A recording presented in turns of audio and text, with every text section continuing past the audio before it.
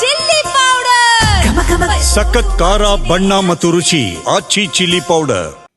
DK Shivakumar ನಮ್ಮ ಪಕ್ಷದ ಮುಖಂಡ ಅಲ್ವಾ? ಪರೋಕ್ಷವಾಗಿ ಡಿಕೆಶಿ ಪರ ಬ್ಯಾಟ್ ಬೀಸಿದ್ದಾರೆ PM ನರೇಂದ್ರ ಸ್ವಾಮಿ. ನಾವು ವೈಯಕ್ತಿಕವಾಗಿ ವಿಚಾರವನ್ನ ಪ್ರಸ್ತಾಪ ಮಾಡೋದಿಲ್ಲ. ಡಿಕೆ ಶಿವಕುಮಾರ್ ಅಥವಾ ಸಿದ್ದರಾಮಯ್ಯ ಪರ ಅಂತ ನಾವು ಮಾತನಾಡೋದಿಲ್ಲ. ನಾವು ಒಗ್ಗಟ್ಟಾಗಿದ್ದೇವೆ, ನಮ್ಮ ನಾಯಕರು ಕೂಡ ಒಗ್ಗಟ್ಟಾಗಿದ್ದಾರೆ. ಸಣ್ಣ ಪುಟ್ಟ ಚರ್ಚೆಗಳಿದ್ದೇ ಇರುತ್ತೆ, ಅದನ್ನು ಹೈಕಮಾಂಡ್ ಸರಿಪಡಿಸುತ್ತೆ. ಹೈಕಮಾಂಡ್ ದೆಹಲಿಯಲ್ಲಿದೆ, ಯಾರು ಬೇಕಾದರೂ ಹೋಗ್ಬೋದು.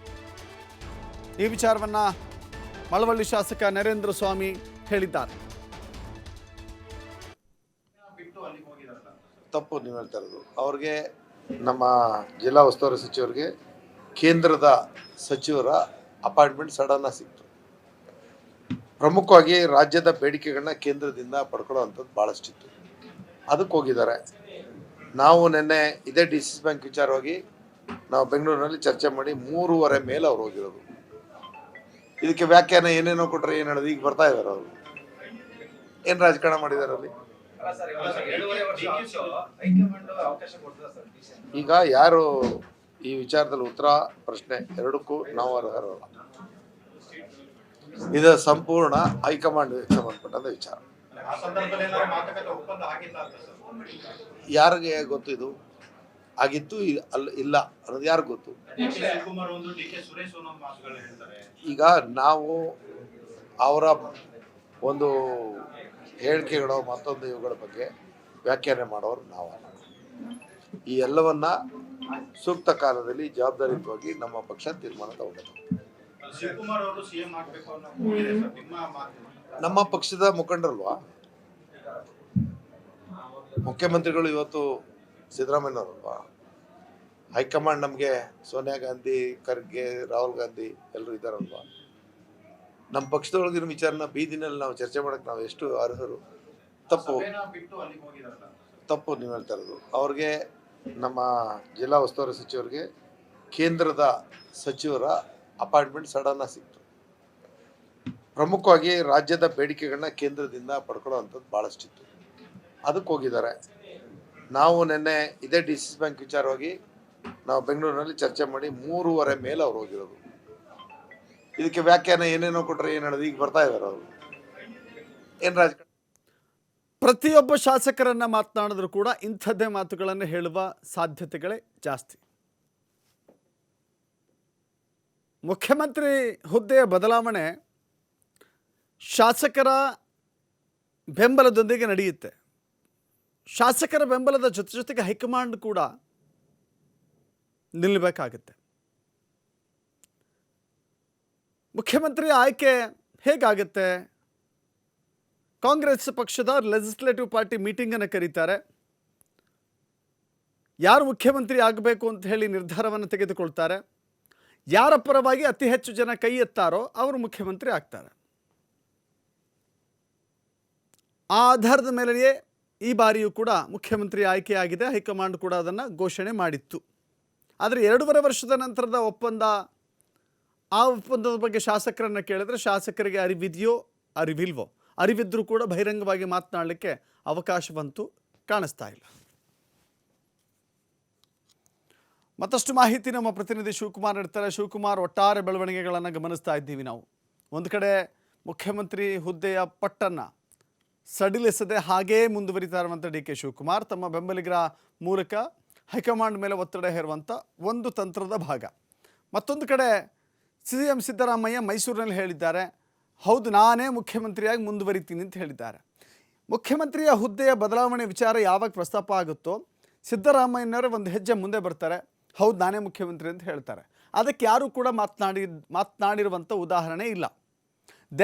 ದೆಹಲಿಯಲ್ಲಿಯೂ ಕೂಡ ಹೋಗಿಲ್ಲ. ಕಳೆದ ಬಾರಿ ರಾಷ್ಟ್ರ ರಾಜಧಾನಿಯಲ್ಲಿ ಕುಳಿತು ನಾನೇ ಮುಖ್ಯಮಂತ್ರಿ ಅಂತ ಘೋಷಣೆ ಮಾಡಿ ಬಂದ ಬಳಿಕ ಹೈಕಮಾಂಡ್ ಕೂಡ ಮಾತನಾಡಲಿಲ್ಲ, ಇಲ್ಲಿನ ಶಾಸಕರು ಮಾತನಾಡಲಿಲ್ಲ, DK ಶಿವಕುಮಾರ್ ಮಾತನಾಡಲಿಲ್ಲ, ಅವರ ಪರವಾಗಿದ್ದವರು ಮಾತನಾಡಲಿಲ್ಲ. ಈಗಲೂ ಕೂಡ ಅದೇ ಸಂದೇಶವನ್ನು ಕೊಡ್ಲಿಕ್ಕೆ ಹೊರಟಿದ್ದಾರಾ CM? ದಶರಥ್, ಕಳೆದ 2 ದಿನಗಳಿಂದ ನಡೀತಾ ಇರುವಂತಹ ರಾಜಕೀಯ ಬೆಳವಣಿಗೆಗಳನ್ನ ಗಮನಿಸಿದಾಗ ಎಲ್ಲೋ ಒಂದು ಕಡೆ ಇದು ಸರ್ಕಾರಕ್ಕೆ ಥ್ರೆಟ್ ಕಂಡಂಗೆ ಕಾಣಿಸ್ತಾ ಇದೆ. ಯಾಕಂದ್ರೆ ಸಿದ್ದರಾಮಯ್ಯನವರನ್ನ ಬದಲಾವಣೆ ಮಾಡಬೇಕು, ನನಗೆ ಅವಕಾಶವನ್ನ ಮಾಡಿಕೊಡ್ಬೇಕು ಅಂತೇಳಿ ಡಿ ಕೆ ಶಿವಕುಮಾರ್ ಹೈಕಮಾಂಡ್ ಮೇಲೆ ಒತ್ತಡವನ್ನ ಕ್ರಿಯೇಟ್ ಮಾಡ್ತಾ ಇದ್ದಾರೆ. ತಮ್ಮ ಆಪ್ತರನ್ನ ದೆಹಲಿಗೆ ಕಳಿಸಿ ಹೈಕಮಾಂಡ್ ನಾಯಕರನ್ನ ಭೇಟಿ ಮಾಡಿಸುವಂತ ಒಂದು ಪ್ರಯತ್ನವನ್ನ ಮಾಡ್ತಾ ಇದ್ದಾರೆ. ಕಳೆದ 2 ದಿನಗಳಿಂದ ನಿವಾಸದಲ್ಲೇ ಅವರು ಇದ್ದಾರೆ. 2 ದಿನಗಳಿಂದ ಯಾವುದೇ ಅಧಿಕೃತ ಕಾರ್ಯಕ್ರಮಗಳಲ್ಲಿ ಅವರು ಭಾಗಿಯಾಗ್ತಾ ಇಲ್ಲ. ಸಹೋದರನ ಜೊತೆ ಸಾಕಷ್ಟು ಚರ್ಚೆಗಳನ್ನ ಮಾಡ್ತಾ ಇದ್ದಾರೆ. ಯಾವ ತಂತ್ರಗಾರಿಕೆಯನ್ನ ಮಾಡಬೇಕು, ನಾವು ಏನ್ ಮಾಡಿದ್ರೆ ನಾವು ಅವಕಾಶವನ್ನ ಪಡ್ಕೊಳ್ಬಹುದು, ಈ ನಿಟ್ಟಿನಲ್ಲಿ ಯೋಚನೆಯನ್ನ ಮಾಡ್ತಾ ಇದ್ದಾರೆ. ಅದರಂತೆ ಕಾರ್ಯಪ್ರವೃತ್ತರಾಗಿ ಶಾಸಕರ ದಂಡನ್ನ ದೆಹಲಿಗೆ ಕಳಿಸ್ತಾ ಇದ್ದಾರೆ. ಮತ್ತೊಂದು ಕಡೆ ಸಿದ್ದರಾಮಯ್ಯ ನಾನೇ 5 ವರ್ಷ ಮುಖ್ಯಮಂತ್ರಿಯಾಗಿ ಮುಂದುವರಿತೇನೆ ಅಂತೇಳಿ ಈಗ ಮತ್ತೆ ಸ್ಟೇಟ್ಮೆಂಟ್ ಅನ್ನ ಕೊಟ್ಟಿದ್ದಾರೆ. ಜೊತೆಗೆ ಬಜೆಟ್ ಅನ್ನು ಕೂಡ ನಾನೇ ಮಂಡಿಸ್ತೇನೆ ಅನ್ನುವಂತ ಹೇಳಿಕೆಯನ್ನು ಕೂಡ ಕೊಟ್ಟಿದ್ದಾರೆ. ಇದು ಡಿ ಕೆ ಶಿವಕುಮಾರ್ ಅವರಿಗೆ ಎಲ್ಲೋ ಒಂದು ಕಡೆ ಆತಂಕಕ್ಕೆ ಕಾರಣ ಆಗ್ತಾ ಇದೆ. ಯಾಕಂದ್ರೆ ಸರ್ಕಾರ ನಿನ್ನೆಗೆ 2.5 ವರ್ಷಗಳನ್ನ ಪೂರ್ಣಗೊಳಿಸಿದೆ. ಮೊದಲೇ ಸರ್ಕಾರ ಅಧಿಕಾರಕ್ಕೆ ಬರುವಂತಹ ಸಂದರ್ಭದಲ್ಲೇ ಮುಖ್ಯಮಂತ್ರಿಗಳು ಡಿ ಕೆ ಶಿವಕುಮಾರ್ ಹಾಗೆ ಎಐಸಿಸಿ ಆಗಿರುವಂತಹ ಮಲ್ಲಿಕಾರ್ಜುನ್ ಖರ್ಗೆ ಮತ್ತೆ ರಾಹುಲ್ ಗಾಂಧಿ ಈ 4 ಜನರ ನಡುವೆ ಒಂದು ಸಂಧಾನ ನಡೆಯುತ್ತೆ. ಆ ಸಂಧಾನದಂತೆ 2.5 ವರ್ಷಗಳ ನಂತರ ಡಿ ಕೆ ಶಿವಕುಮಾರ್ ಅವ್ರಿಗೆ ಸಿಎಂ ಕುರ್ಚಿಯನ್ನ ಬಿಟ್ಕೊಡ್ಬೇಕು ಅನ್ನುವಂಥದ್ದು ಅವತ್ತೇ ನಿರ್ಧಾರ ಆಗಿತ್ತ ಅನ್ನುವಂತ ಚರ್ಚೆಗಳು ಕಳೆದ ಹಲವು ತಿಂಗಳಿಂದಲೂ ಕೂಡ ಕೇಳಿ ಬರ್ತಾ ಇದೆ. ಇದರ ಬಗ್ಗೆ ಸಿದ್ದರಾಮಯ್ಯನವರು ಹೇಳಿಲ್ಲ, ಇಲ್ಲ ಈ ರೀತಿಯಾಗಿ ಒಪ್ಪಂದ ಆಗಿತ್ತು ಅನ್ನುವಂಥದ್ದನ್ನ ಅವರು ಹೇಳ್ತಾ ಇಲ್ಲ. ಈ ಕಡೆ ಡಿ ಕೆ ಶಿವಕುಮಾರ್ ಕೂಡ ಹೇಳ್ತಾ ಇಲ್ಲ. ಹೋಗ್ಲಿ ಎಐಸಿಸಿ ಅಧ್ಯಕ್ಷರು ಹೇಳ್ತಾ ಇದಾರೆ, ಅವರು ಕೂಡ ಎಲ್ಲೂ ಮಾಧ್ಯಮಗಳ ಮುಂದೆ ಹೇಳಿಕೆಯನ್ನ ಕೊಟ್ಟಿಲ್ಲ. ಸೊ ಅಲ್ಲಿ ಅವತ್ತು ಒಪ್ಪಂದ ಏನಾಗಿತ್ತು, ಒಪ್ಪಂದ ಆಗಿತ್ತಾ ಇಲ್ವಾ, ಇದು ಕೂಡ ಕ್ಲಾರಿಟಿ ಇಲ್ಲ. ಒಪ್ಪಂದ ಆಗಿತ್ತು ಅನ್ನೋದಕ್ಕೂ ಕ್ಲಾರಿಟಿ ಇಲ್ಲ, ಇಲ್ಲ ಆಗಿಲ್ಲ ಅನ್ನೋದಕ್ಕೂ ಕ್ಲಾರಿಟಿ ಇಲ್ಲ. ಯಾಕಂದ್ರೆ ಹೈಕಮಾಂಡ್ ನಾಯಕರೇ ಕೊಡ್ಬೇಕಾಗತ್ತೆ ಕ್ಲಾರಿಟಿಯನ್ನ. ಸೊ ಇಂತಹ ಒಂದು ಸಂದರ್ಭದಲ್ಲಿ ಸಿಎಂ ಆಪ್ತ ಬಳಗ ಕೂಡ ಈಗ ಸಿದ್ದರಾಮಯ್ಯನವರನ್ನೇ ಮುಂದುವರಿಸಬೇಕು ಅಂತೇಳಿ ಸಭೆಗಳ ಮೇಲೆ ಸಭೆಗಳನ್ನ ಮಾಡ್ತಾ ಇದೆ. ನಿನ್ನೆ ಪರಮೇಶ್ವರ್ ಅವರ ನೇತೃತ್ವದಲ್ಲಿ ಸಚಿವರ ಸಭೆ ನಡೆಯುತ್ತೆ. ಆ ಸಭೆಯಲ್ಲಿ ಸಾಕಷ್ಟು ನಿರ್ಣಯಗಳನ್ನ ಮಾಡಲಾಗತ್ತೆ. ಒಂದು ವೇಳೆ ಏನಾದ್ರೂ ಸಿದ್ದರಾಮಯ್ಯನವರನ್ನ ಕುರ್ಚಿಯಿಂದ ಇಳಿಸುವಂತ ಒಂದು ಪ್ರಯತ್ನಕ್ಕೆ ಕೈ ಹಾಕಿದ್ದೆ ಆದ್ರೆ ಹೈಕಮಾಂಡ್, ನಾವೆಲ್ಲರೂ ಕೂಡ ಹೈಕಮಾಂಡ್ ಮೇಲೆ ಒತ್ತಡವನ್ನ ತರಬೇಕು. ನಾವು ಒತ್ತಡವನ್ನ ತಂದು ಅವರನ್ನ ಮುಂದುವರಿಸಬೇಕು. ಒಂದು ವೇಳೆ ಅವರನ್ನ ಕೆಳಗಿಳಿಸುವಂತಹ ಅನಿವಾರ್ಯ ಪರಿಸ್ಥಿತಿ ಏನಾದ್ರೂ ಹೈಕಮಾಂಡ್ಗೆ ಬಂದಿದ್ದೆ ಆದ್ರೆ ಆಗ ದಲಿತ ಸಮುದಾಯಕ್ಕೆ ಒಂದು ಸಿಎಂ ಸ್ಥಾನವನ್ನ ಕೊಡಬೇಕು ಅನ್ನುವಂತ ಒಂದು ನಿರ್ಣಯವನ್ನ ಅಲ್ಲಿ ಕೈಗೊಳ್ಳಲಾಗತ್ತೆ. ಈಗ ಸಿದ್ದರಾಮಯ್ಯನವರ ಆಪ್ತ ಬಳಗದಲ್ಲಿ ಮೊದಲಿಗೆ 3-4 ಜನ ಸಚಿವರು ಮಾತ್ರ ಸಭೆಗಳ ಮೇಲೆ ಸಭೆಗಳನ್ನ ಮಾಡ್ತಾ ಇದ್ರು. ಟಿಫನ್ ಹೆಸರಿನಲ್ಲಿ, ಡಿನ್ನರ್ ಹೆಸರಿನಲ್ಲಿ ಸಭೆಗಳನ್ನ ಸೇರ್ತಾ ಇದ್ರು. ಈಗ ಅದಕ್ಕೆ ಹೆಚ್ಚುವರಿಯಾಗಿ ಬೇರೆ ಸಚಿವರುಗಳು ಕೂಡ ಸೇರ್ಕೊಳ್ತಾ ಇದ್ದಾರೆ, ಶಾಸಕರು ಕೂಡ ಸೇರ್ಕೊಳ್ತಾ ಇದ್ದಾರೆ. ಸೊ ಇದು ಅಗ್ಗಜಗ್ಗಾಟ ಇನ್ನೂ ಕೂಡ ಮುಂದುವರೆದಿದೆ. ಡಿ ಕೆ ಶಿವಕುಮಾರ್ ಕೂಡ ಪಟ್ಟಣ ಬಿಡ್ತಾ ಇಲ್ಲ. ಈ ಕಡೆ ಸಿದ್ದರಾಮಯ್ಯನವರು ಕೂಡ ಹಠವನ್ನ ಬಿಟ್ಟಂತೆ ಕಾಣಿಸ್ತಾ ಇಲ್ಲ. ಸಿದ್ದರಾಮಯ್ಯ ಅವರು ಹಠವನ್ನ ಬಿಟ್ಟು ಅವಕಾಶವನ್ನ ಮಾಡ್ಕೊಡೋದಕ್ಕೆ ಮುಂದಾದ್ರೂ ಅವರ ಜೊತೆಯಲ್ಲಿರುವಂತಹ ಹಿರಿಯ ಸಚಿವರಾಗ್ಲಿ ಅಥವಾ ಹಿರಿಯ ಶಾಸಕರಾಗ್ಲಿ ಬಿಡ್ತಾ ಇಲ್ಲ. ಎಲ್ರಿಗೂ ಕೂಡ ಅಂದ್ರೆ ಡಿ ಕೆ ಶಿವಕುಮಾರ್ ಅವ್ರದ್ದು ಎಲ್ಲ ಒಂದು ಕಡೆ ಅಟಿಟ್ಯೂಡ್ ಇವತ್ತು ಆ ಶಾಸಕರನ್ನ ಹಿರಿಯ ಸಚಿವರನ್ನ ಬಾಧಿಸ್ತಾ ಇರಬಹುದು.